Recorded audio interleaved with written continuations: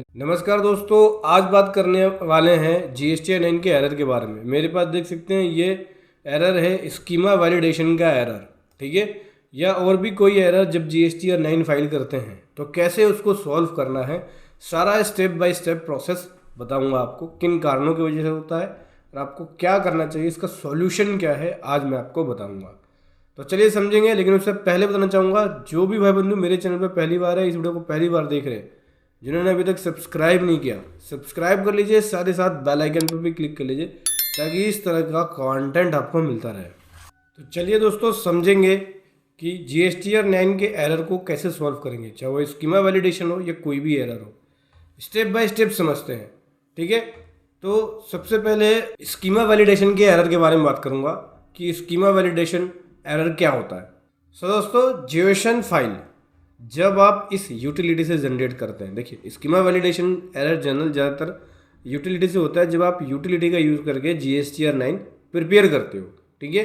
तो जब आप जीएसटीआर 9 इससे प्रिपेयर करके वैलिडेट करके जीएसएन फाइल जो यहाँ से आप जनरेट करते हो, वो जीएसएन फाइल जो जीएसटीएन की स्कीमा है उससे मैच नहीं होती तो पोर्टल उसको रिजेक्ट कर देता है, उस जीएसएन फाइल को रिजेक्ट कर देता है।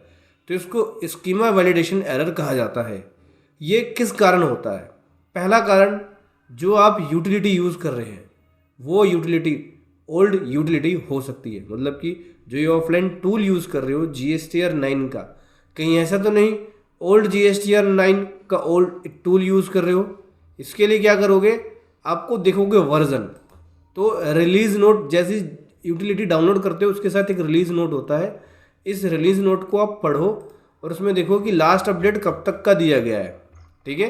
जैसे कि फॉर एग्जांपल के लिए अगर हम देखें तो देख सकते हैं रिलीज 2.1 जो कि 6/10/25 को दिया था, ठीक है। इससे पहले भी पुरानी रिलीज आई थी, जैसे 1.1 आया था, 1.2 आया था, 1.3 आया था। जिस जिस डेट को जो जो रिलीज इशू किया है उसकी डेट मेंशन होगी। जैसे 2.1 6/10/25 को इशू किया है, ठीक है। और इस रिलीज़ के अंदर क्या क्या किया है वो सारी डिटेल आपको देखने को मिलेगी। जैसे कि टेबल 6 में, टेबल 7, 8, 9, 10, 11, 12, 13 और 14, 15, 17, 18 तक टेबल के अंदर कुछ ना कुछ चेंजेस किए हैं, ठीक है, इस टूल के अंदर।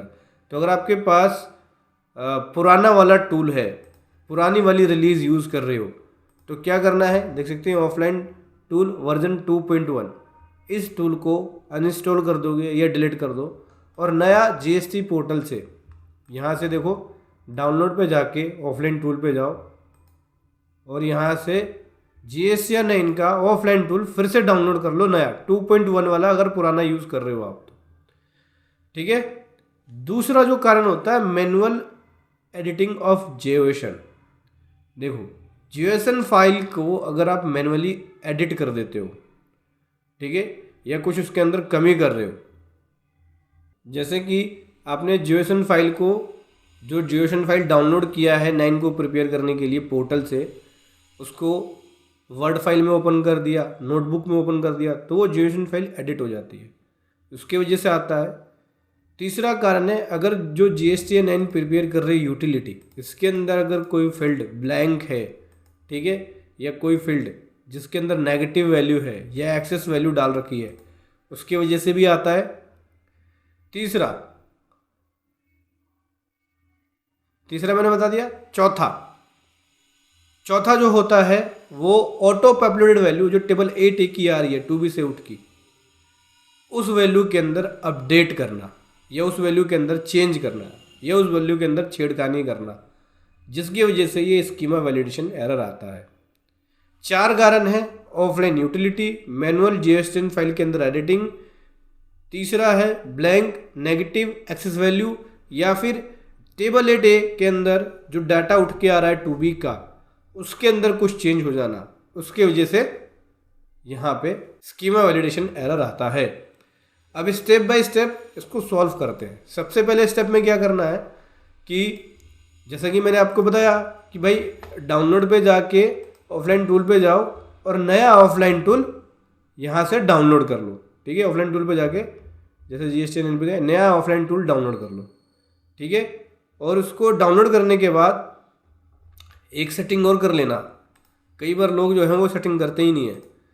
जब इसको ओपन करो तो इसके अंदर कई सिक्योरिटी लॉक होते हैं। तो करना क्या है, राइट क्लिक करके प्रॉपर्टीज़ पे जाना है और यहाँ से आप देखोगे तो एक अनलॉक करके एक दिखेगा, उस पर टिक करके अप्लाई पे करके ओके करके दिखेगा। जैसे कि मैंने तो अनलॉक कर रखा है इसलिए मेरे पास यहाँ पर अनलॉक नहीं दिख रहा है, लेकिन कई बार लॉक दिखता है तो उसको राइट क्लिक करके प्रॉपर्टी पे जाके और यहाँ से अनलॉक करना होता है। ठीक है, तो उसको अनलॉक कर लेना। फिर उसके बाद शीट जब ओपन करोगे, क्योंकि जब आप अनलॉक नहीं करोगे तो एक रेड कलर का पॉपअप शो करेगा।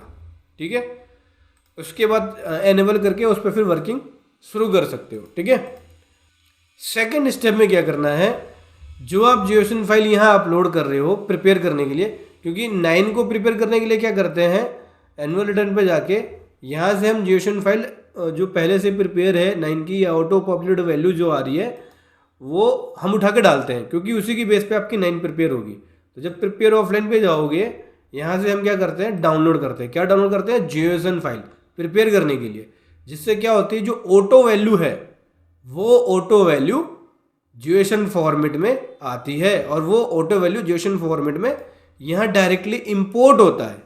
तो जो ऑटो वैल्यू आएगी और इंपोर्ट होगी जीओसिन फाइल के अंदर, उसके बेस पे ही आपका 9 तैयार होगा। और जब आप जीओसिन डाउनलोड कर रहे हो, उसको डाउनलोड करने के बाद उसको वर्ड फाइल, नोटबुक, एक्सेल किसी भी फॉर्मेट में ओपन करने की गलती बिल्कुल भी मत करना। सीधा यहाँ आना और यहाँ पे जो आपने जीओसिन फाइल डाउनलोड किया है, ओपन डाउनलोडेड GSTN जीओसिन फाइल पे क्लिक करके यहाँ पे अपलोड कर दोगे, इस पर क्लिक करके, और अपलोड करने के बाद आगे वर्किंग स्टार्ट कर दोगे उसकी जो फील्ड भरना है। ठीक है, तो फ्रेश जब आपके पास इस तरह से एरर है तो फ्रेश जीओसिन फाइल डाउनलोड करो, क्योंकि हो सकता है कि जब आपने डाउनलोड किया उसके बाद कुछ चेंज आ गया हो पोर्टल पे, जैसे कि टेबल 8A के अंदर चेंज आ गया हो जो डाटा उठ के आ रहा है टूबी का, तो फ्रेश जीओसिन फाइल डाउनलोड करके इसके अंदर इसको ओपन करना। जो ओल्ड जीओसिन फाइल है उसके अंदर हो सकता है स्कीमा मिसमैच हो, जिसकी वजह से आपका स्कीमा वैलिडेशन एरर आ रहा है। स्टेप नंबर 3, चलिए तीसरे स्टेप में बताता हूँ। जीओसिन फाइल को गलती से भी notebook, word file, excel sheet में ओपन मत करना। ठीक है, उसको डायरेक्टली यूटिलिटी के अंदर इंपोर्ट करना। और वैलिडेशन, जब भी आप इस वैल्यू को भरो, यहाँ पे कोई भी वैल्यू को भरो, वैलिडेशन शीट पे क्लिक करते जाना है। ठीक है, जो मैंडेटरी फील्ड्स है वो बता देगा कि आपको क्या क्या मैंडेटरी फील्ड्स भरना है। हर बार वैलिडेशन शीट पे क्लिक करना। कोई ब्लैंक एंट्री अगर मैंडेटरी फील्ड में रहता है उसको देखना, कोई नेगेटिव एंट्री रहता है उसको देखना, कोई टैक्स वैल्यू टर्नओवर से ज़्यादा तो नहीं आ रहा वो देख लेना। ITC जो टेबल 6 में रखा है और टेबल 7 में रखा है, ऐसा तो नहीं है कि टेबल 6 के अंदर जो इनपुट है उससे ज़्यादा रिवर्सल हो गया है टेबल 7 के अंदर, उसको ज़रूर देखना। ठीक है, देखिए ये टेबल 7 है, इसमें जो आपने ITC दिया और इसमें ITC दिया, ऐसा तो नहीं रिवर्सल ज़्यादा हो गया। ये इनपुट देते हैं यहाँ पे हम, रिवर्सल यहाँ देते हैं तो रिवर्सल ज़्यादा हो गया, इनपुट से कम ज़्यादा है रिवर्सल, तो उसकी वजह से भी स्कीमा वैलिडेशन एरर आता है। और एक चीज़ का और ख़ास ध्यान रखना, टेबल 8 का, क्योंकि टेबल 8 का मिसमैच बहुत ज़्यादा आता है। तो टेबल 8 में जो वैल्यू आ रही है वो 2B से उठ के आती है ये वाली, और ये 3B से उठ के आती है, और 6 में जो रिपोर्ट करते हो उसके बेसिस पे उठ के जाती है। तो आपको ये ध्यान रखना है कि कहीं डिफरेंस क्रिएट ना हो रहा हो, जैसे टेबल 6 के अंदर डिफरेंस क्रिएट ना हो रहा हो, टेबल 8 में डिफरेंस क्रिएट ना हो रहा हो। अगर हो रहा है तो उसका प्रॉपर रीज़न आपके पास है कि नहीं है, तो डिफरेंस पर ज़्यादा फोकस करना है। ठीक है, कोई रिक्लेम ITC मिसमैच तो नहीं है, या कोई ITC अदर ITC मिसमैच तो नहीं है। ठीक है, कोई भी नया ITC वो आप GSTR 9 के अंदर क्लेम नहीं कर सकते। GSTR 9 ITC क्लेम करने का फॉर्म नहीं है, केवल ITC रिपोर्ट करने का फॉर्म है। ठीक है, तो इन बातों का आपको ध्यान रखना है।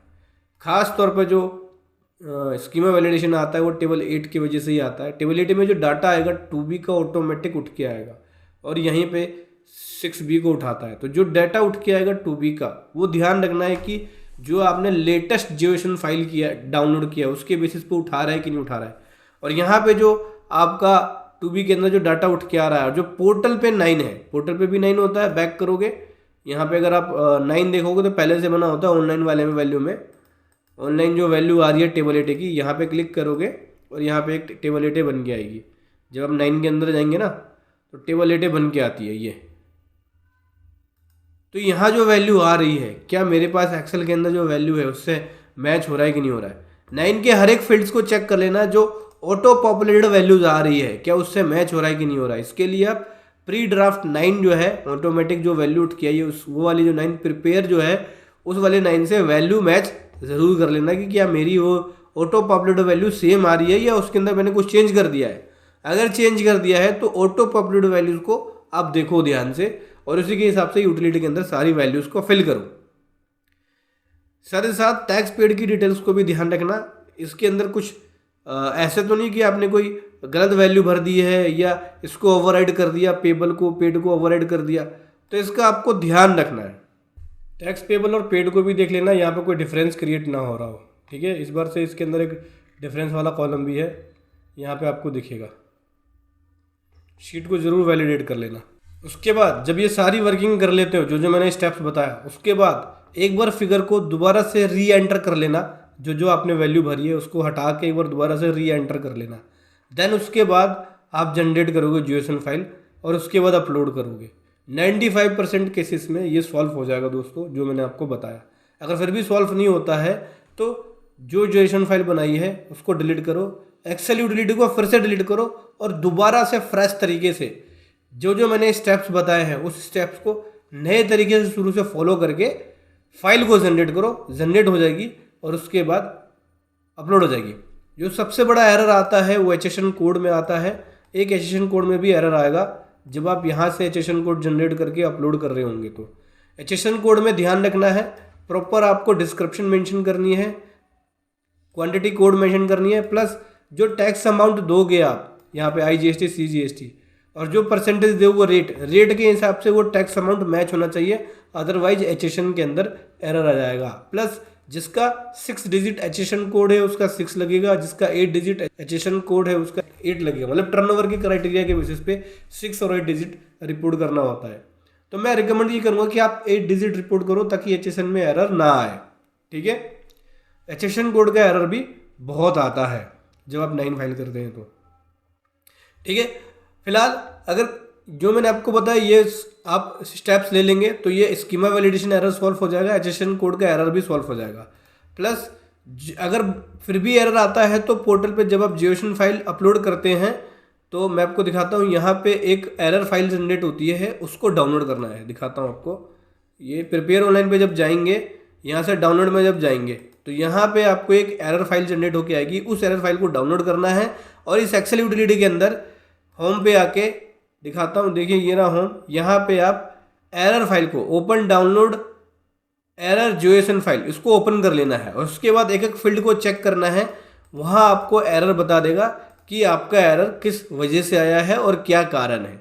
फिर इस एरर को आपको फिक्स करना है। देन उसके बाद दोबारा से जीएसएन फाइल जनरेट करनी है और अपलोड कर देना है। जैसे आप इसको अपलोड कर दोगे तो आपका GSTR 9 GSN file successfully validate हो जाएगा। देन उसके बाद फाइलिंग के लिए रेडी हो जाएगा। तो ऐसे आपको GSTR 9 को फाइल करते वक्त जो एरर आ रहा है उसको सॉल्व करना है। वीडियो कैसी लगी जरूर बताएं। Thank you so much. जय हिंद, वंदे मातरम।